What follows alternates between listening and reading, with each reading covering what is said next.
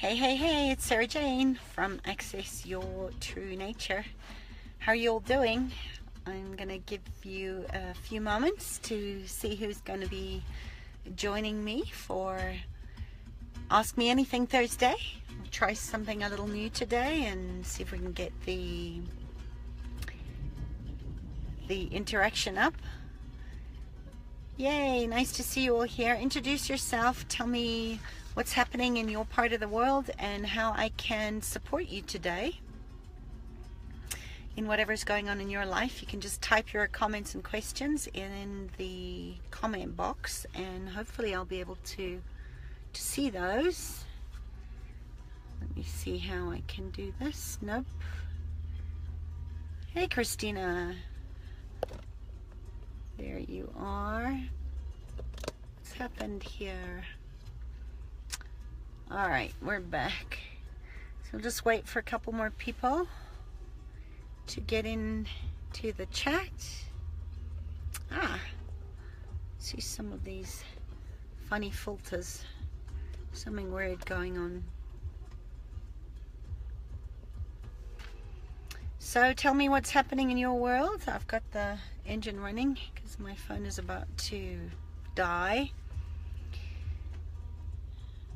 And I'm here for you, so tell me what's happening. What's happening in your world? While you're waiting, I'll just do my normal thing. Where are you? I'm in the car. I'm in the rain. Hi, Shelly. Hi, Pumza. Good to see you all here. Cool. All right, so I wanted to talk a little bit today while I'm waiting for the questions to come in to just give you some insight around resources. You know, how are you using resources? And oh, look at me. I've got a funny face on. Haha. How do we get rid of that? That's hysterical. Resources, and are you showing up with a mask on? Or are you showing up real and raw in your true nature? Let me get rid of that. That's so funny. So thrilled to see you here. Yay, Cheryl. Nice to see you here too. So resources, people. How are you spending your time and your money? Are you and your networking and your connections? And remember too, the difference between the resources is they are all external representations of past actions. So if things aren't showing up for you the way that you want, you might want to look at your resourcefulness.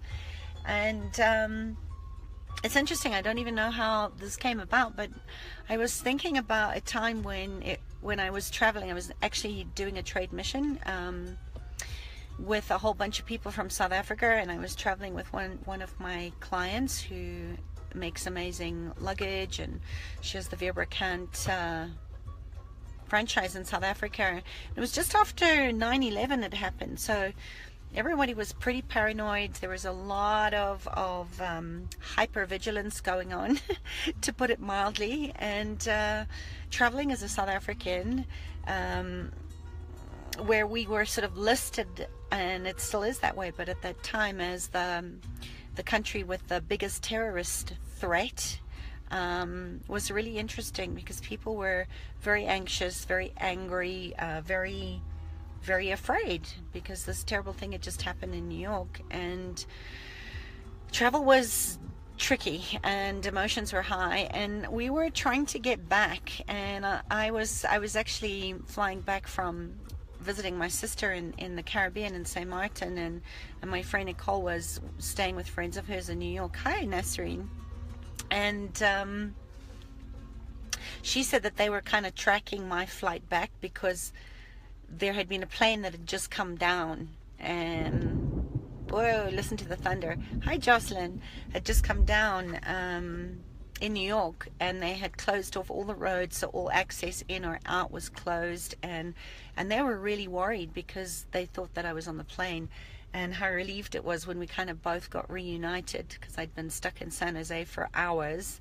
And when we finally saw each other, we just burst into tears. But all the flights had been delayed coming out. Yeah, it's dark, Christina, because I'm sitting in the car and I'm not sure how to change that. So you'll just have to see the shadow of me. I'm not quite sure how to make it any lighter. So yeah, you'll just have to see me in the dark. So anyway, I'm telling you the story about being in New York at this time where people were pretty much walking around like zombies. Everybody was in shock over what had happened, and they were waiting to be told what to do before they responded. So we couldn't get on a flight back to South Africa, and we were kind of put in a hotel at the airport, and we were just told that we had to stay there until they opened the airport again. And there was no communication. Nobody could get in, nobody could get out. We couldn't communicate to anybody. We couldn't tell our families back in Cape Town that we had been stuck in New York. And it was pretty dire. And to make it worse, this airplane that had come down in New York, they were using the hotel that we were staying at to put all the family of the people that had died up in this hotel. So you can just imagine the energy and the atmosphere in that place, where there were rabbis, there were priests, there were all sorts of people there doing sort of ritual for the dead, and for those that were grieving this terrible incident that had happened with this plane that had come down and people had died. And I couldn't handle it, and we slept the one night there, and it was like there were firemen in and out. There were people just really walking around in a totally zombified state, and I couldn't do it. There was no ways I was going to be hauled in and told that, we had to wait to be told what we could or couldn't do, and we couldn't get home. And I woke Nicole up, and I said, listen, I'm getting the shuttle. I'm going to go to the airport. I'm getting us home. I don't know what it's going to take, but I'm going to get us home. And the airport was pretty deserted because everything had come to a grinding halt. And I went there and spoke to these people. I used my resourcefulness to actually look at that sort of internal skill that I had to be able to ask what else is possible, because we can't stay there. And they said, well, there is a flight that we could get on if we could get back to the airport in like 30 minutes. That was going back to Cape Town via Nigeria. I guess this will record it. Yep, it will, Cheryl. I'm not sure where I'm going with this, but it's something to do with resourcefulness, and there is a point in it somewhere, so please come back and listen to it again. So anyway, so I was like, holy crap, Nigeria, deepest, darkest Africa, and there was all this other stuff coming back. So I raced back to the hotel. I grabbed my friend, who is very organized and very German, and she's the kind of amazing person. I love her, but packs her shoes and with the right supports, and everything is orderly. And I'm like, throw everything in the case. We're going back to the airport. And she did, and I don't know where I got the strength, but I pulled 2 20-kilogram suitcases with my friend running after me into the lift, into the shuttle, back to the airport. And by the time we got there, it was absolute mayhem. People were just going crazy. There were queues everywhere. It was just insane what was going on, and everyone was just waiting around to be shuttled and shunted from one place to the other, and we couldn't move. And I pretty much barged my way through. People's tempers were raised. We had a few altercations along the way, but I was getting us on that plane come hell or high water. And Nicole was like going, whoa, if we get on this plane, and if we don't get there, nobody will know what has happened to us, because we weren't even supposed to be on this plane, and there was a lot of trauma and drama and tears. But we got on this plane, and and even better than that is that when we finally did get on the plane, it was packed. It was totally packed full of people, and more people got in Nigeria, and we had to sort of get off the plane to get back on. And by that stage, I was so finished from all this sort of emotional hypervigilance and just trying to keep it all together for myself and my friend and all these other people that kind of didn't know what to do and where to go, that there were two people that were actually sitting in our seats. And so I just kind of grabbed hold of my friend, marched up to first class where there were seats, and sat myself down. And this air hostess came along and said, sorry, you can't sit here. And I was like, obviously pushed so much energy at her that it was like, don't mess with me. We're not moving. There's, you know, and I didn't even give her, I don't even remember giving her a reason to actually ask me to move again. And we sat there and we went home first class. And it was horrendous, but we got home.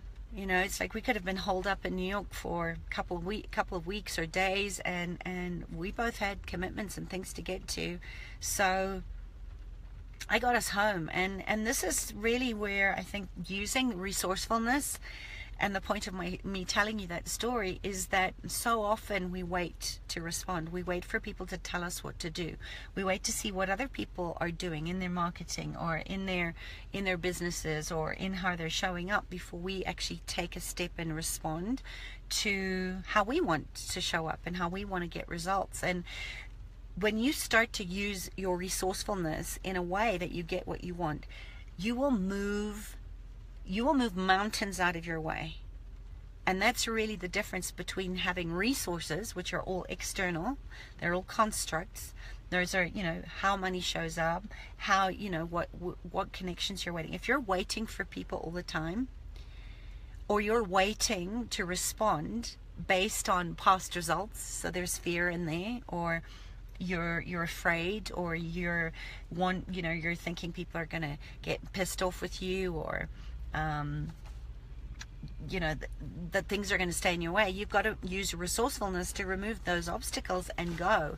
So this is really the beauty of manifestation. What I teach in my programs and with my private clients is that you have to be willing to use your abilities, your natural capacities, to use things that are already inside of you to get the results that you want without relying on outside information or other people to give you what you want or what you think you need.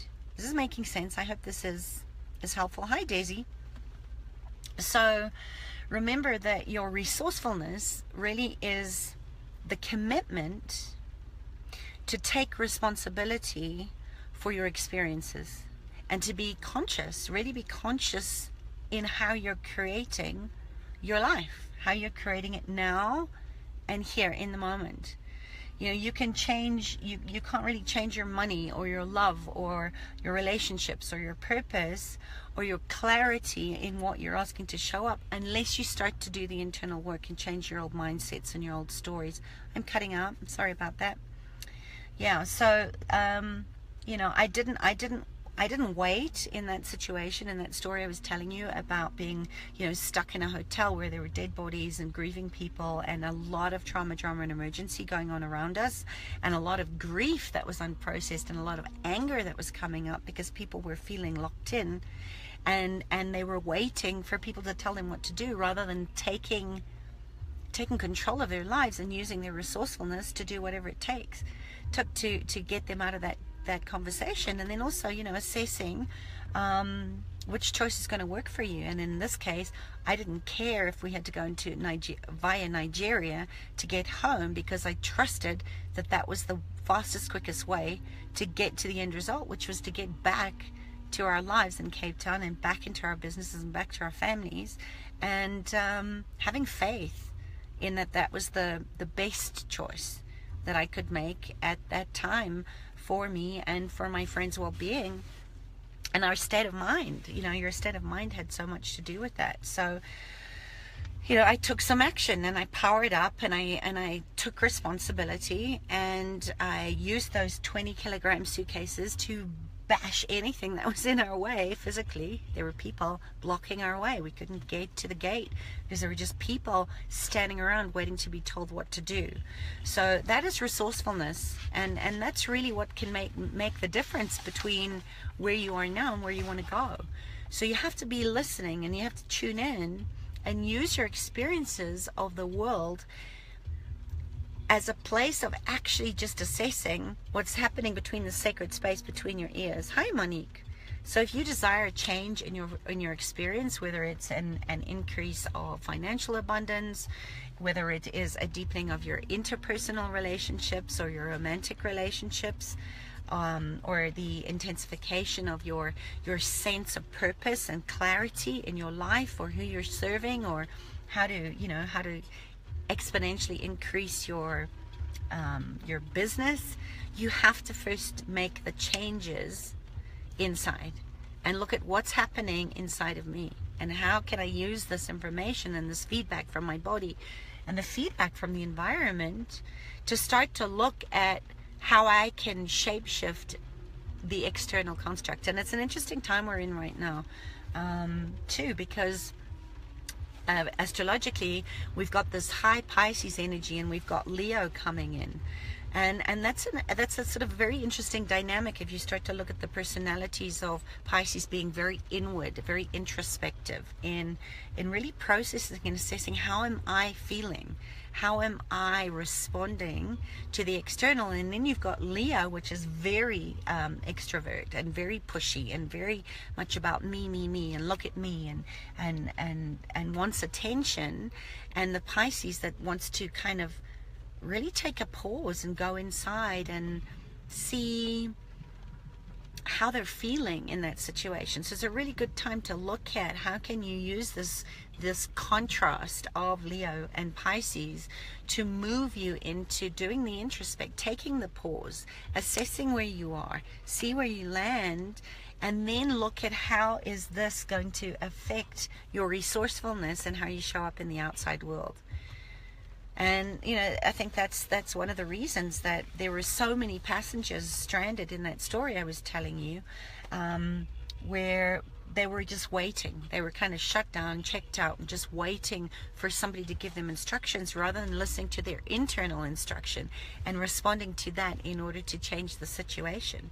So the difference for me and my friend is we got to travel home faster than the indefinite of, well, we don't know when the next flight's going to go out, and it could be 3 or 4 days or more, and actually looking at, I'm going to get us home first class no matter what. It's not because I was lucky, it was because I manipulated the situation to my advantage, and it was because I never ever surrendered my power. All those other people that were standing around waiting in the airports, waiting in these hotels for someone else to make them feel better, or for somebody else to connect them to their families, or to give them information so that they could feel in control of their situation and do something about it. While everyone else was looking for the external sources for a reason to not feel powerless, I looked inside myself and I searched for what I could do to make myself feel powerful. And start to assist other people and assist myself in telling people, well, what about this and what about that, while I was changing the dynamic for myself. So where can you sort of look at that, where you can sort of take responsibility for the time that you have, and for easing this collective discomfort of everybody involved that's coming up very much on the external right now, and really tap into that from a place of power and responsibility. I opened the way back then, as I do as much as I can every day, from a place of looking for synchronicity, for timing, when to respond, and the desire to get home, and to get home quickly and as little discomfort as possible. And that's really the very nature of the universe. It's very reactive, isn't it? So it follows that law of cause and effect, and of every life form is responding to that, just as nature is.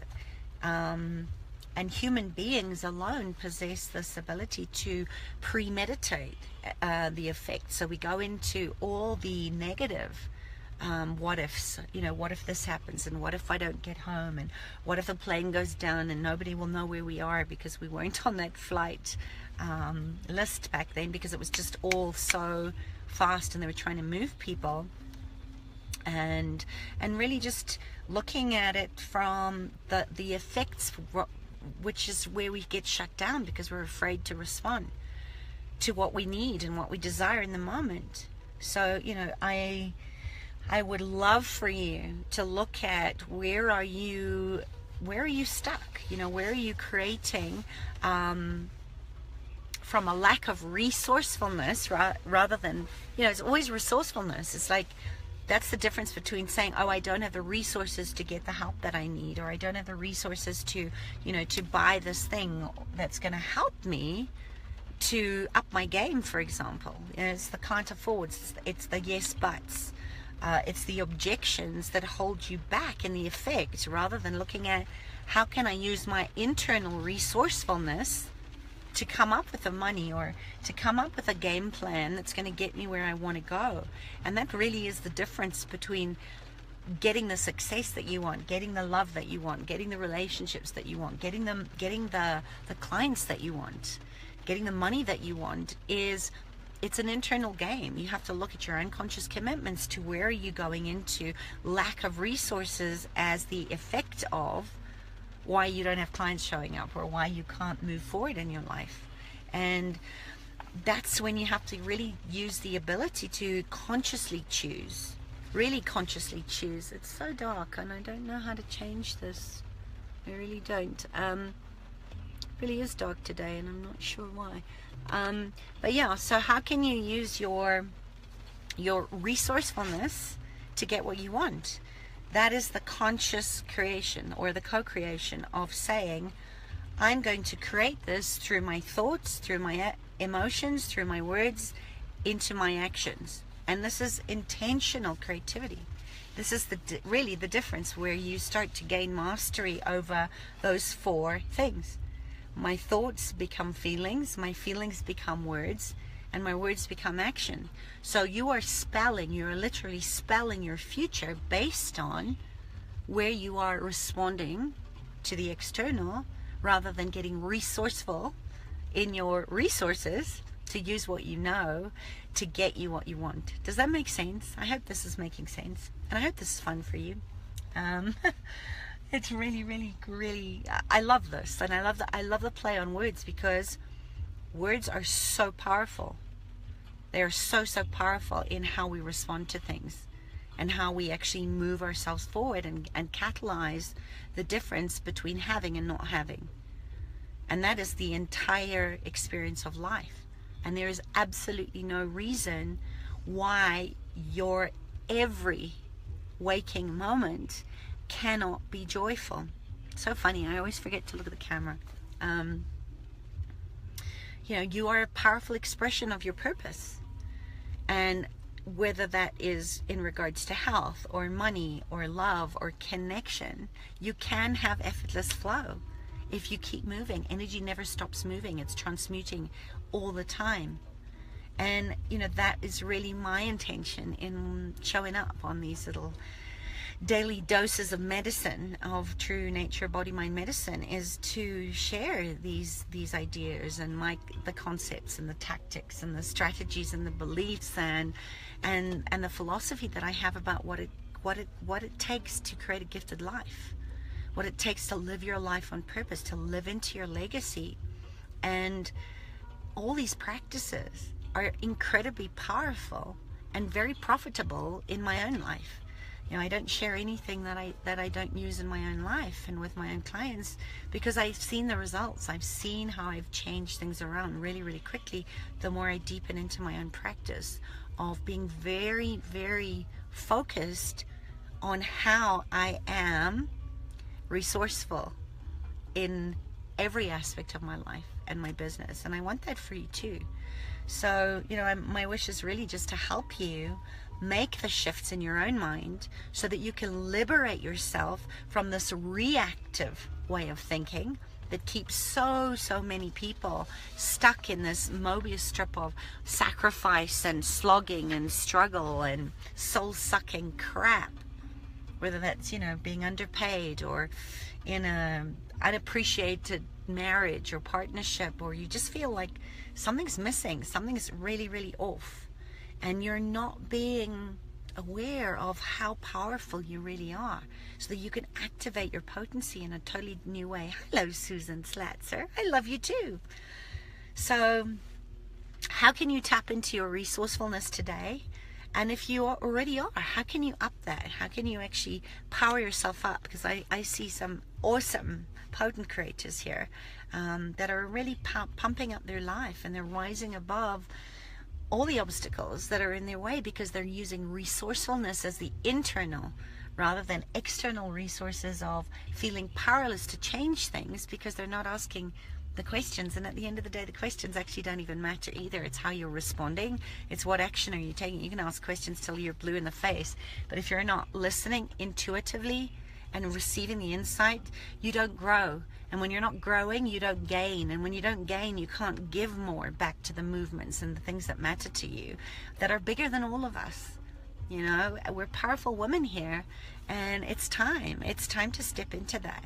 And if you do become the conscious creator of your inner reality, and then you get to shape, shift, and change the external reality into something way more bigger than all of us, and way more powerful than all of us. And it's just a matter of time, isn't it, until your outer life completely transforms to match the beautiful world within you. God within.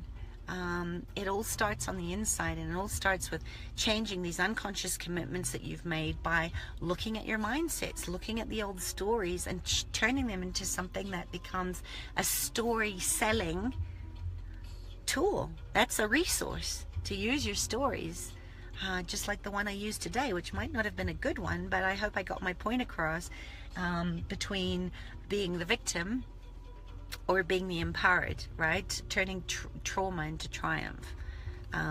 That's how you move through it, is being resourceful. And you came in with resources. What if it's all an illusion? Absolutely. And responding. I don't know why this cuts off my questions. What is your question here, Missy? Miss Susan Schatzer?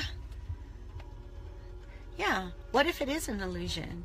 What if we create that illusion through this shit between our heads, this prefrontal cortex, which to me is a psychic lobotomy. It's cut us off from our spiritual essence of who we came in to be. We're lighthouses of magnitude.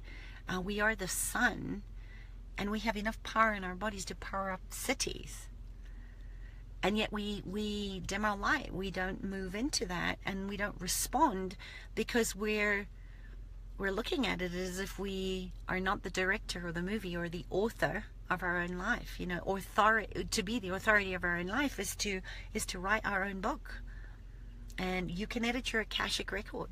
There's a whole lot of stuff that I've posted in my SoundCloud account. If you're interested in that, there's a meditation in there, a guided meditation, so that you can go in and rewrite or edit your Akashic record. This is where I always say, don't make anything bigger than you. Akashic record, karmic debt, all of the stuff that we talk about, we take it as a conclusion, don't we? Rather than actually saying, wow, I'm the author, I'm the authority of my own life, I am resourceful in how I show up, it is in my true nature, it is in my essence, and I'm going to tap into that and rewrite the bits I don't like. That's powerful. That is how we start to move and inspire other people. And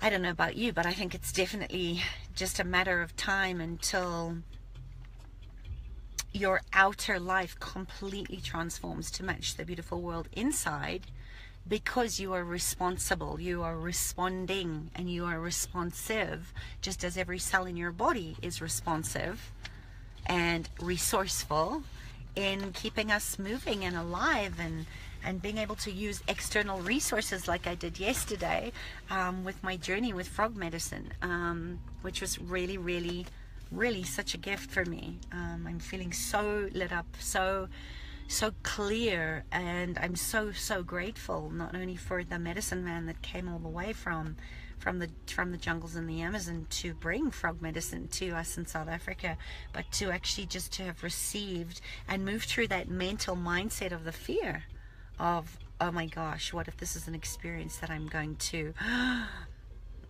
have a bad trip with. It was totally amazing. What is the top way to change this fast? Come and work with me, Susan Chatzer. I know a few things that I would love to share with you about how to change that and really fast track you into a space of creating that. And I think for entrepreneurs like us that are in the business of changing lives, these funnels and things that are being taught outside aren't working. The old paradigms of how to create conscious business are not working for a reason, and I think it's because we really need to reverse the funnel. So what's working for me is, and my clients, is looking at a reverse funnel system. So if you'd like to know more about that, book a session with me. I'd love to work with you again. And that's pretty much a wrap, I reckon. I don't know how long I've been talking, but if this has been fun for you, give me some hearts, give me some love. I'm checking out all these funny little things on here. This is hysterical. Let's see what this one does. Oh, look at me. So external surface band-aiding. I love this. I'll be a unicorn any day. But, what is going on the inside is what's going to change on the outside. So look at that and see, oh, this is so cute.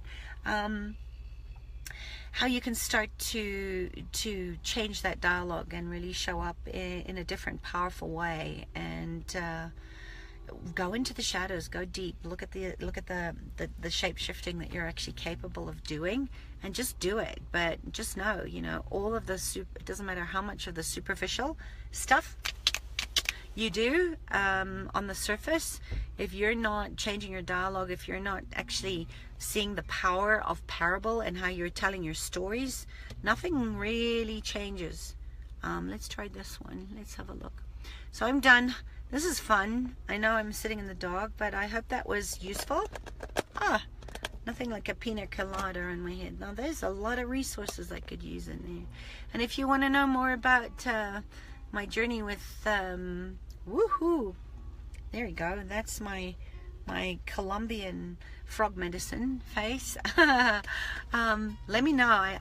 I'll be sharing more about that in over the next couple of days, because it was deep and powerful, and I know a lot of you have expressed some interest in. Oh, there you go. I'm putting my space helmet on because I'm rocking a new reality, creating a new earth, and powering up. So yeah. What contribution can you be today just by listening to the experiences that you're having? And go be yourself, be amazing, because you are, and I'll see you on the other side of magic. All right, love you guys. Bye. Mwah.